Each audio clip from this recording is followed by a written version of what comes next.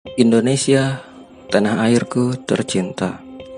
Sebagai warga negara Indonesia, pasti banyak hal yang sudah kita lakukan dalam kehidupan kita sehari-hari, baik yang kita sadari maupun yang tidak, yang sudah mencerminkan rasa cinta kita kepada tanah air dan juga rasa bela negara. Bela negara memiliki spektrum yang sangat luas di berbagai lini kehidupan, mulai dari politik, ekonomi, sosial, dan budaya. Dari sini dapat disimpulkan bela negara tidak hanya dilakukan oleh militer dengan senjata, tetapi juga dilakukan oleh setiap warga negara dengan kemampuannya. Apalagi seiring perubahan zaman, bentuk ancaman bagi kedaulatan bangsa bukan lagi berupa serangan militer secara fisik. Di era digital ini, salah satu hal yang mengancam negara ialah hoax atau berita bohong. Kemajuan teknologi memudahkan semua orang mengakses, membuat, ataupun menyebarkan informasi yang belum jelas kebenarannya. Parahnya, penyebaran berita bohong ini bagaikan bola salju yang efeknya semakin lama semakin besar dan berpotensi menyebabkan perpecahan. Lebih-lebih jika isu yang digoreng dengan berkaitan suku, agama, ras, dan antar golongan. Ancaman berita hoax bukan omong kosong. Kementerian Komunikasi dan Informatika Kemenkominfo mengungkapkan bahwa 2017 sudah terindikasi 800.000 situs web penyebar berita bohong. Selain itu, Kemenkominfo juga mencatat bahwa 40.000 media yang mengklaim dirinya sebagai media online, hanya 300 yang sudah terverifikasi oleh Dewan Pers. Sungguh, internet merupakan pisau bermata dua. Masifnya penyebaran hoax ini terasa pada pemilu presiden 2019 lalu. Efeknya, masyarakat terpolarisasi menjadi dua kubu yang bahkan sampai hari ini sering cekcok di media sosial.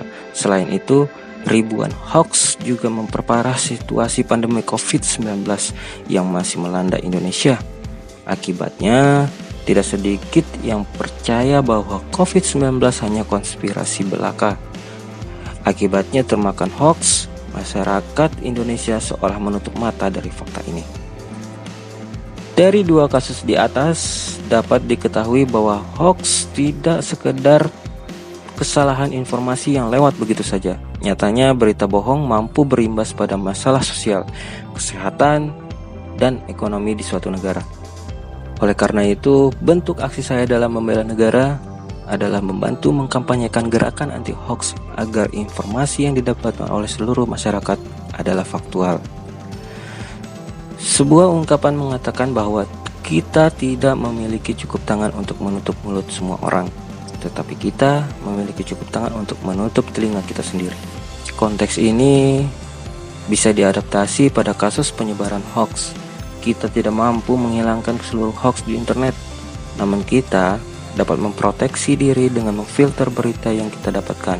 Kondisi ini bisa dikenal dengan gerakan saring sebelum sharing. Langkah pertama yang dapat kita lakukan untuk mencegah hoax adalah dengan membaca seluruh isi artikel. Tidak dipungkiri, dengan beralihnya media cetak ke media online, jumlah kunjungan situs menjadi hal penting agar sebuah media online mampu bertahan. Tidak heran jika kemudian berbagai portal berita menjadi media cetak yang memakai judul clickbait untuk menarik perhatian membaca. Platform untuk melaporkan hoax ini adalah aduankonten.id yang dirilis oleh Kemenkominfo Indonesia.